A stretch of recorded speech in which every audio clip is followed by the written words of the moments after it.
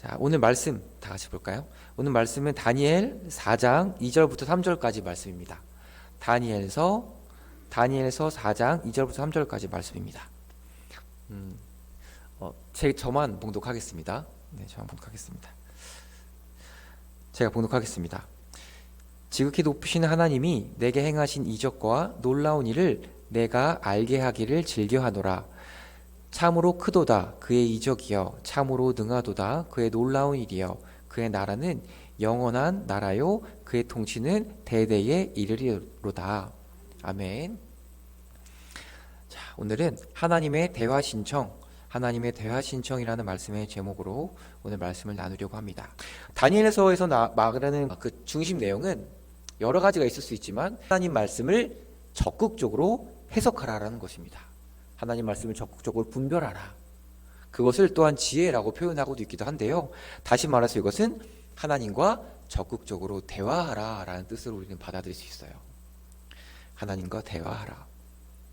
여러분, 사람뿐만 아니라 모든 존재는 누군가와 대화하고 무언가를 이해할 때 해석이 필요합니다. 사고하는 과정, 내가 인식하는 과정, 깨닫는 과정, 그 모든 과정에는 해석이 요청됩니다. 상대방의 말에 경청한다는 거, 다른 사람의 말을 듣는다는 것은 나는 그 사람을 이해하려고 한다라는 뜻이에요. 그 사람이 어떤 주장을 하려고 하는 건지, 그 사람이 도대체 무슨 말을 하려고 하는 건지 내가 해석하려고 한다는 것입니다. 그러므로 우리도 마찬가지로 우리가 하나님 말씀을 경청한다는 것, 하나님의 뜻을 분별한다는 것은 무엇이냐면 하나님 말씀을 해석한다라는 뜻입니다. 그래서 해석은 하나님과의 대화이며 해석이 바로 하나님과의 소통입니다. 하나님의 이야기를 듣는 것은 내가 하나님 말씀을 해석한다라는 뜻입니다. 그래서 하나님 말씀을 듣고자 하는 모든 그리스도인에게 해석은 필수적인 것입니다. 이해는 필수적인 것이에요. 그렇다면 해석의 의미가 무엇일까요? 우리는 이런 이야기를 가끔씩 듣습니다. 성경은 이해하려고 하는 것이 아니라 믿는 것이다. 성경 말씀은 해석하는 것이 아니라 있는 그대로 받아들이는 것이다. 해석은 인본주의다. 이런 이야기를 우리가 가끔 들을 때가 있었어요. 자, 그러면 해석의 사전적 의미가 무엇인지 보겠습니다. 제가 이제 표준 국어 사전에서 갖고 왔는데요. 문장이나 사물 따위로 표현된 내용을 이해하고 설명하는 것, 혹은 그런 내용을 말합니다. 다시 말해서 무언가를 이해하는 것이 해석입니다. 이해하는 것이 해석이다. 자, 반대로 이거를 이해 사전적 의미를 찾으면 해석의 의미를 조금 더 잘 알 수 있어요. 이해라는 것이 무엇일까? 이해의 사전적 의미를 보면 사리를 분별하여 해석함입니다. 이해의 사전적 정의는 사리를 분별하여 해석함입니다. 자, 다시 말해서 제가 쉽게 정리해드리면 나는 이해했다라는 말을 하려면 나는 그것을 해석해야만 하는 것입니다. 내가 이해했다라는 것은 내가 해석했다라는 뜻이고, 내가 해석했다라는 것은 이해했다라는 뜻입니다. 내가 책을 읽는다는 것은 내가 그냥 있는 그대로 문자를 그대로 받아들이는 것이 아니라 그것을 이해했다라는 뜻이고 해석했다라는 뜻입니다. 그래서 마찬가지로 우리가 성경 말씀을 읽는 것도 성경 말씀을 해석한다는 것, 성경 말씀을 이해한다는 뜻입니다. 그러니까 모든 인간의 사고 활동은 해석하고 이해하는 활동이에요. 성경 말씀을 읽는 것도 그래서 내가 성경 말씀을 해석하고 이해하는 과정입니다. 그래서 성경 말씀을 읽는다. 성경 말씀의 뜻은 이것이다. 나는 이 말씀을 보니까 이것이 하나님께서 내게 주신 하나님의 메시지다 라고 하는 그런 모든 신앙의 표현은 나의 해석이 전제된 것입니다. 이렇게 해석은 우리에게 필수적이고 필연적인데, 하지만 안타깝게도 이러한 해석을 부정하는 사례들이 간혹 있어요. 특히 한국 교회에서는 그런 일들이 종종 일어났습니다. 우리가 복음주의라는 용어를 들어본 적 있으실 거예요. 근데 복음주의라는 용어를 워낙 광범위하게 다양한 곳에서 사용하기 때문에 뭐라고 정의하기가 어렵습니다. 그런데 우리 교회로만 이제 한정한다면 복음주의라는 것은 뭐냐면 보통 기독교 근본주의 계열 그리고 기독교 보수주의 계열에서 사용했던 용어입니다. 제가 여기서 말씀드리는 보수는 정치적인 진보 보수가 아니고 이 신학적인 진보 보수를 말씀드리는 겁니다. 아주 엄격한 차이가 있으니까 잘 구별해 주시면 좋을 것 같아요. 복음주의는 우리 기독교 보수주의 계열. 예를 들면 성경은 문자 그대로 읽는 것인데 이 문자에 오류가 하나도 없다. 그리고 뭐 여성은 강단 위에 올라가면 안 된다. 여성은 장로님이 될 수 없다. 이런 식으로 해석하는 그런 보수적인 기독교 계열들이 있어요. 근데 저는 그것을 말씀드리는 겁니다. 자, 근데 그 복음주의 계열들이 많이 사용했던 슬로건이 뭐였냐면 복음으로 돌아가자였어요. 너무나도 좋은 슬로건입니다. 너무나도 좋은 메시지예요. 그런데 문제는 뭐냐면 여기서 말하는 복음은 우리가 생각하는 복음이랑 조금 차이가 있다는 것이에요.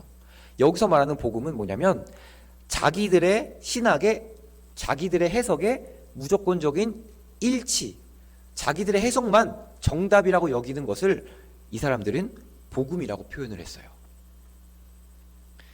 자기들의 해석이 바로 복음이라는 거예요. 이것은 제가 이번 주일에 설교할 텐데 복음이에 정말 잘못된 왜곡을 가져올 수 있습니다. 복음이라는 것은 우리가 가장 쉽게 표현하면 하나님 그 자체예요. 그런데 복음을 나의 해석이 복음이고 자기들의 신학이 복음이라고 하는 것은 정말 이것은 잘못된 것입니다. 자기들의 성경 해석은 일체의 오류가 없다라는 슬로건을 가지고 그 슬로건을 성경은 무오하다, 성경에는 오류가 없다라는 그런 명제로 바꿔서 이제 말 그대로 선동을 한 거예요. 자기만의 해석만이 오류가 없다라는 것입니다. 그래서 이 시작적인 보수 진영에서는 제가 오늘 해석이라고 말씀드렸잖아요. 이 해석, 이해 이런 것 자체를 비판하는 경우가 많아요. 근데 저는 그렇게 생각해요. 이러한 표현은 말장난에 불과하다라고 생각합니다. 정작 자기들은 성경을 해석하면서 우리들은 해석하지 말라고 하는 것은 우리의 성경 해석권을 침해하는 것이고 우리가 마땅히 성경이 한글말로 번역이 됐는데 이것을 하지 말라고 하는 다시 종교개혁 이전으로 돌아가라고 하는 잘못된 주장입니다. 성경 말씀을 읽는 그대로 읽는다. 해석하는 것이 아니라 믿음으로 읽는다. 이러한 슬로건을 가지고 나온 그 모든 성경 해석의 거부의 내용들은 우리가 분별할 수 있어야 됩니다. 우리가 이렇게 성경이 우리말로 번역이 되고 성경이 아주 여러 가지 버전이 있잖아요. 우리 같은 뭐 개역 개정도 있고 표준 세번역도 있고 뭐 요즘에 또 나오는 새 한글도 있고 엄청나게 많습니다. 우리가 잘 읽으려고 번역하는 거잖아요. 원뜻을 잘 알려고 여러분이 편의를 더하려고 하는 건데 안타깝게도 한국 교회에 대해서는 성경 말씀을 통해서 하나님의 뜻이 무엇일까라는 질문이 그 시대로의 부르심, 사명 또는 소명보다는 개교회의 우리 조직 유지와 조직 번영이라는 프레임이 다소 강했기 때문에 이런 복음주의 계열에서 말하는 그런 잘못된 성경 해석의 기만 행위를 분별하고 비판할 수 있는 여력이 없었어요. 결국 성경 해석이라는 정말 성도로서 그리스도인으로서 가장 중요하고 정말 중요한 신앙 방법론을 우리가 많이 잃어버리고 말았습니다. 그냥 이게 제가 강단에서 앞에 있는 우리 목회자들의 말씀이 하나님의 말씀이고 우리 목회자들이 하는 성경 해석이 정말 옳은 성경 해석이라고 그 정도로 신앙 방법론이 제한된 거죠.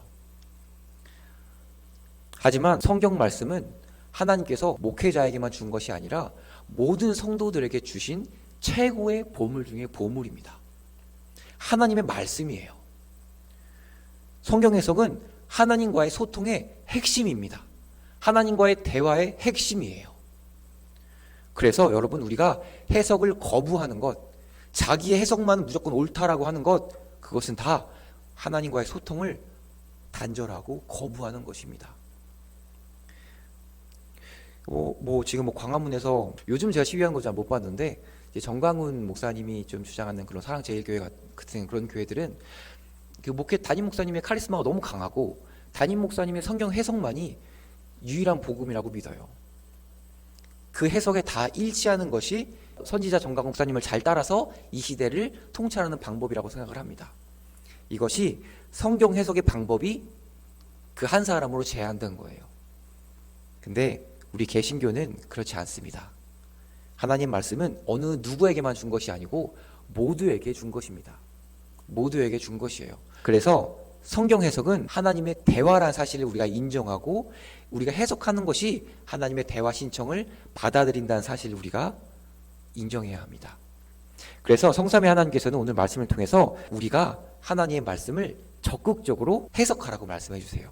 지극히 높으신 하나님이 내게 행하신 이적과 놀라운 일을 내게 알게 하기를 즐겨하노라.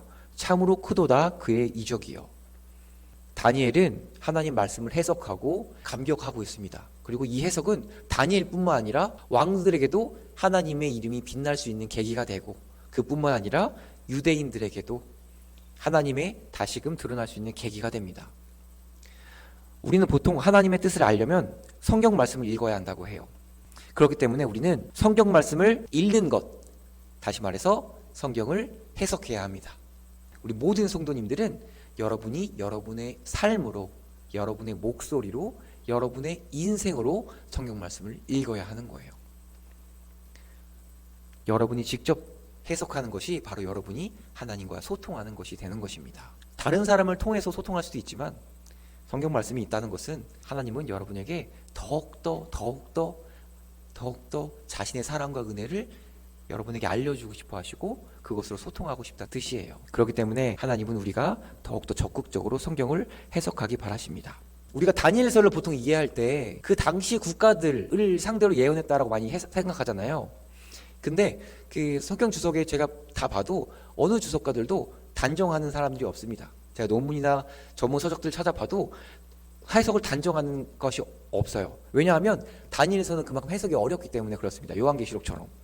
이 다니엘서는 저명한 역사학자인 요세푸스는 초기 기독교가 타락했을 때, 그 로마를 지칭했을 때 이 다니엘서를 사용했고요. 우리가 많이 아는 종교개혁자 마틴 루터, 그리고 17세기, 16세기의 영국의 개신교 개혁가들은 이 다니엘서에서 말하는 적그리스도를 그때 로마 천주교의 교황으로 해석했습니다. 그리고 17, 18세기의 미국 개신교들은 이 다니엘서를 혁명의 시초인 프랑스 혁명으로 해석을 했어요.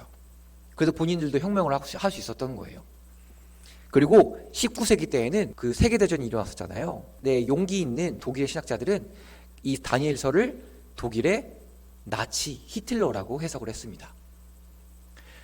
이렇게 여러분, 이런 종교 개혁은 다 적극적인 성경 해석이 있어 왔습니다.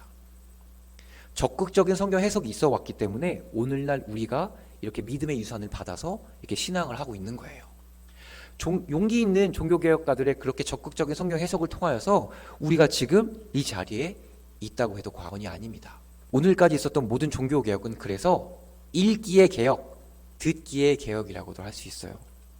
마찬가지로 우리도 성경 말씀을 적극적으로 해석해야 합니다. 적극적으로 해석해야 돼요. 오늘 말씀에 고린도전서 13장 12절에 바울이 이렇게 말해요. 모든 것은 거울로 보는 것 같이 희미하다고. 우리는 성경을 100% 완벽하게 해석할 수 없어요. 우리는 다 희미하게 볼 수밖에 없습니다. 그렇기 때문에 해석을 멈추면 안 되는 거예요. 단정 지으면 안 되는 겁니다. 그 아까 제가 말씀드렸던 계열의 사람들처럼 자기의 해석만이 정답이다라고 말할 수 없는 거예요.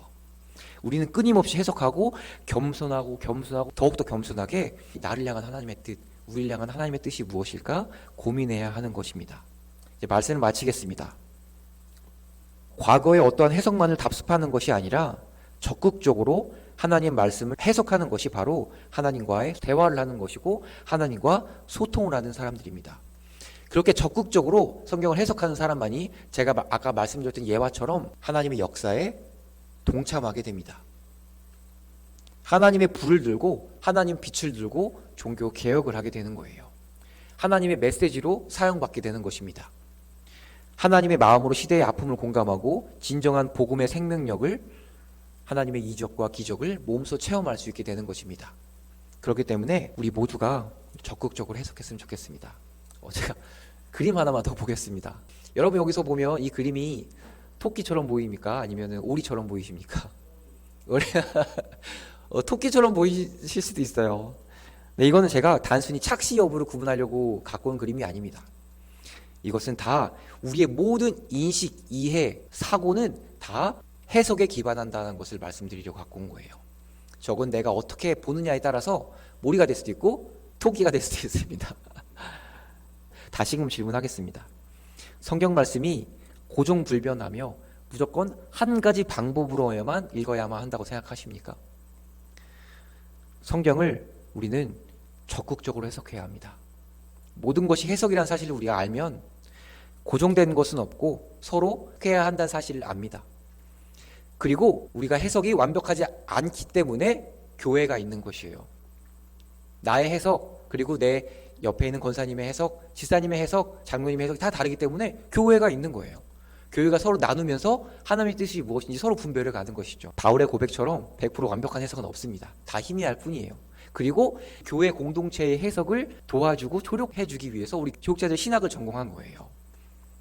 다 같이 교회는 그래서 하나님 말씀의 해석 공동체입니다. 다시 말해서 하나님 말씀을 듣는 공동체, 하나님과 대화하는 공동체입니다. 그래서 우리 신답교회 우리 성도님들 모두도 다 한 분도 빠짐없이 적극적으로 하나님 말씀을 해석하여서 성도님들의 삶이 하나님과의 동행의 이야기로, 동행의 간증으로 가득 찬 삶이 되기를 소망합니다.